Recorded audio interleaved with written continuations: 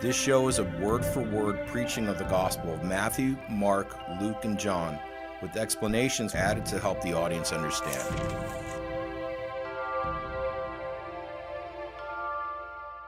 We're picking up where we left off, and we're picking up on, Luke chapter 6, verse 37. And again, this is the gospel, and I'm Michael Koch.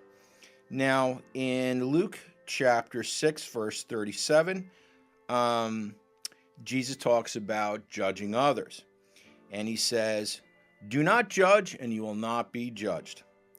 Do not condemn, and you will not be condemned. Forgive, and it will be forgiven of you. Give, and it will be given to you. A good measure, pressed down, shaken together, and running over, it will be poured into your lap.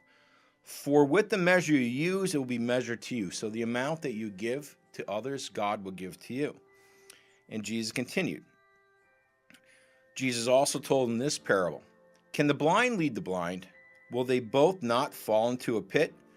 The student is not above his teacher, but everyone who is fully trained will be like their teacher."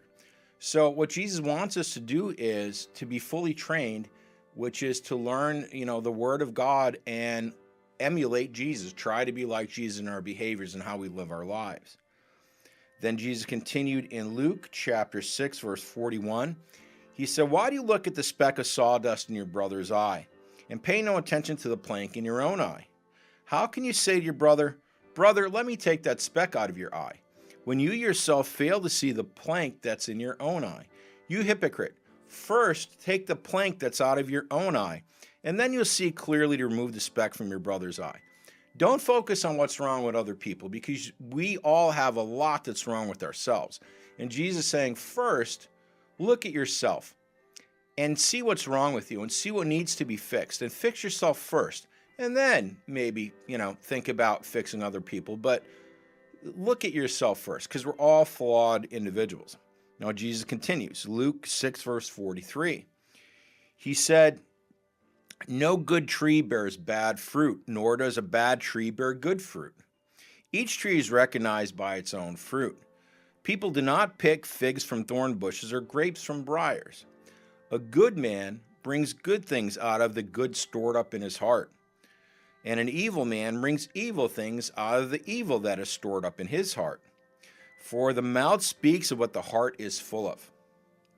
Jesus continues, Luke 6, verse 46, the wise and the foolish builders. "Why do you call me Lord, Lord, and do not do what I say?" That was Jesus. And he says, "You're calling me Lord." Lord means like master over somebody, like you rule over me. Why are you calling me Lord, as if I'm supposed to be the one that's ruling over you, but yet you don't listen to anything that I say and don't do what I tell you to? You're being a hypocrite. He said, "As for everyone who comes to me and hears my words and puts them into practice." Now, Jesus, you're going to hear today, says this 2 or 3 times, and he gives detailed explanations.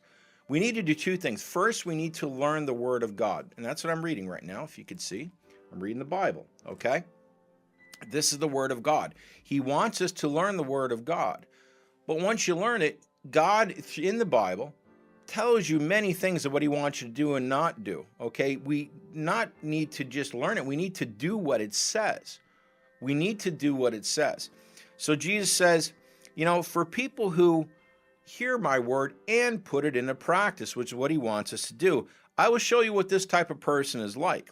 They're like a man who is building a house, who dug deep down and laid the foundation on rock. When a flood came and the torrent struck that house, it could not shake it because it was well built. But the one who hears my words, okay, these are people who, I heard the Bible, I read the Bible, but I didn't put it into practice. I didn't do what it says. For the one who hears my words but does not put them into practice. And again, this is coming from Jesus. That's like a man who built a house on a ground without a foundation. And the moment a torrent struck that house, it collapsed and its destruction was complete. What's the house? Your life. Okay?